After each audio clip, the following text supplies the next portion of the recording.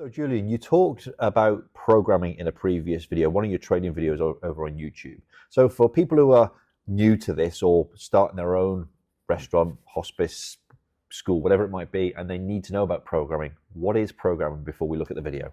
Really, it's the time schedule. Right, okay. So it's from the start of the project to your completion of your project, effectively. The durations that you need to allow for design, tendering, actual time on site, post-completion opening, that sort of thing. So if we have a look at the video, then you can come back and give us some examples? Yeah. Awesome.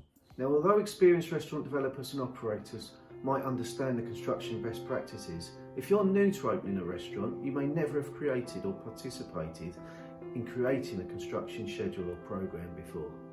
An average assumption for a project is to expect the project to take up to 8 to 12 months in total duration. Now, this will start with a compilation of the brief and finding the right site through to setting up your first service. This period might simplistically be broken down as follows. The design concept and feasibility review would take 1 month. Design development and detailing, a couple of months. Procurement and tendering, 1.5 to 2 months.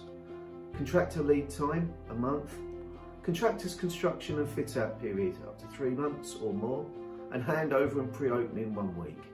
You should allow also an element of time for your training within your actual completed unit and any soft openings before you actually have your grand opening time.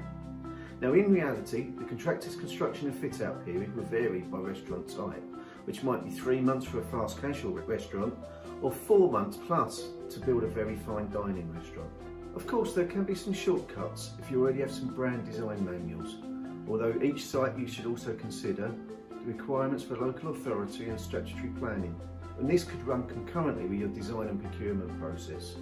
Now, in the UK, you should make an allowance of up to 3 months or more to receive formal approval for your planning matters. Your process will vary accordingly to the many factors, but nearly all restaurants' construction schedules will depend on some basic factors, which include the restaurant size, whether it's a chain or an independent establishment, how much equipment will be installed in the back of house, how prepared and organised you are in terms of delivery dates for fixtures, furnishings and equipment, the types of finishes that you're using in your building. Now, as the best restaurants construction firms will tell you, the most common reason for construction schedules and budget increases is due to the contractor waiting for delivery of construction materials. The timely ordering and scheduling of deliveries is an absolute crucial matter in achieving intended completion dates. I would always recommend that the initial concept design has been considered prior to you agreeing a lease. On any property that you're seeking to actually take the lease on, you should allow for access for the fit out within rent-free period time if you can negotiate this. You don't want to be paying rent for premises that you can't have open. Certain contractors might be able to work multiple shifts each day for a faster project turnaround, although be cautious before proceeding with anyone offering too much of a too fast programme. It's the quality of the works that you need to live with for many years after your project is finished. And when your project is opened, you want to be remembered for the quality of your experience, not the quickness with which it was opened. Remember, there could be a number of circumstances that affect the construction programme. These might include the site specification, architectural drawings, permitting processes, the weather conditions, the project size or degree of difficulty, the complexity of the architectural designer's plans, availability and delivery time for finishes, furnishings, the kitchen equipment, flooring, heating and ventilating installation. Now, communications between your project team will also impact on the programme, and knowledge and experience of contractors and subcontractors will help dictate this. So we've got some examples on programming to give people, I suppose, an easier way to understand it and see it. Okay, I think the video you just watched there sort of detailed what a restaurant might be. And effectively, we said 12 months. Yeah. It's difficult to actually give you a generality, if you like, for a school or an office or a retail shop or whatever, because each will have its own intricacies and special bits that go with it. We can give you a general one for a restaurant because of what we know and how they're generally internally contained. Of course. So, but what we're really looking for is that design period and any planning permission that we need and what actually comes from that. So if you look at the residential project we're just doing, Yeah. that we've actually been working on for coming up for 2 years, Right. and we've not got planning yet because Okay. it's quite a difficult planning process Okay. in what we're trying to achieve there. But from that, what we're then looking at is we're probably another 18 months, 2 years from now. Right. So that's quite a long project for what Yeah. we're trying to do. If you're looking at, let's go back to the hospice we did at St Joseph's. Yeah. Okay. Again, that followed really the sort of timescales that we were looking at in terms of a restaurant. Okay. In that it was about 12 months from start to finish. Right. Okay.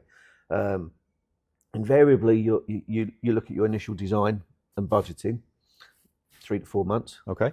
Okay. Yeah. If you then look at your chunk of tender time, 3 months, 2 to 3 months. Does that vary? It depends on the priorities of the Okay. client for what we're going to. So if we're standing up front and we say we don't mind when we want to finish, Yeah. as such, we just want to have the best quality job and we want it done properly. Right. And with that, we might pack more design in at the very front end of things before we start tendering. Okay. Okay. Whereas commercially, as things go through with different people, it might be, no, I need this site done, Yeah. and I can't afford 3 to 4 months of fully designing something before I tender it. Okay. So it could be it's tendered while it's still being designed, Right. and with that in mind, then we've got more design is pushed through to the end, and that's a risk that we have to manage Okay. coming through. What it means is you're less tied down in terms of cost Yeah. to a final sum. You should always allow contingency, but there's levels of contingency running through. What is a reasonable level of contingency? I know there's probably no fixed rule, but it'd be good to have a guide. Depending on where you are in the project, Right. somewhere between 7.5% and 10%, probably at the very start of a job. Okay. What by the time I'm going to site, depending on how detailed my design has been, Yeah. that I'm able to tender, I'd still want to probably keep 5% in. Right. Okay. Ultimately, it depends on the complexity of the job as Yeah. well. But somewhere in that sort of level Yeah. probably runs itself. Okay. And sort of just taking this back to how we actually program jobs, we use software for it. Okay. And what we will try to do for you is give you the most simple demonstration of how I go from nothing to being operable. Right. Okay, so we will highlight what you term the critical path. Okay. Now that is the duration which drives how long your job's going to be. So certain matters might take, say, 6 months Right. to do, but they might not be critical. So they can be done at any time. For example? Your design is always critical to a point, but we've already talked that we might do some of that during the tender process. Yeah. Okay. What we're looking at is there'll be certain activities down a timeline of I always need to put the foundations in first, say, on a building. Yeah. Then I start building up the external walls. Right. Then I can put my upper floors in at the same time as continuing up my external walls. Yep. To then come to the roof. Right. That's the sort of sequence that we've Okay. got, and each of those will have a defined time scale. Yeah. That has to be done before the next activity Yeah. goes, Okay. and that's what helps define my critical path. Now, on our software we always outline the critical path in red. Right. Okay. Okay, and then you'll get things like what they term float, which is a period of time that your activity can slip before it does become a critical path. Right. Okay. So when we have had problems on jobs and they've been delayed, we will always go back and reassess, right, what was the critical path? When was that instruction raised? Because that then becomes... Because that then drives what the program has been. Right. Okay. Because if something falls behind, does that then become potentially part of a critical path? Yeah, it can. Right. Quite okay. well do. One of the jobs we're working on at the moment, which is a restaurant, we've had some delays in terms of third parties, insurers, Okay. actually signing off and after inspecting the initial works when they were stripped out. That period means that everything now has been delayed. Yeah, of course. And what we've got to do is we've got to try and then sort of compress that completion Yeah.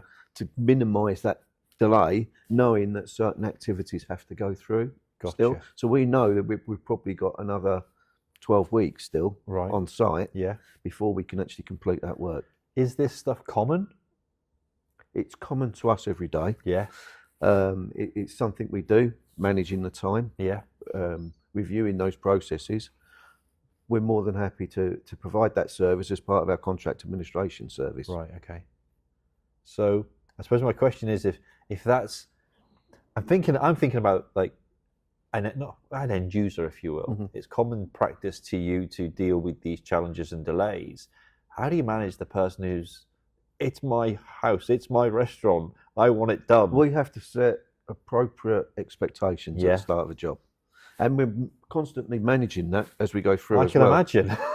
And you might not understand why we're asking for a piece of information when it's nowhere near when you think we need to be providing it. Right. But there'd be a reason that there'd be a lead time, Yeah. i.e. your time to actually purchase a certain product. Yeah.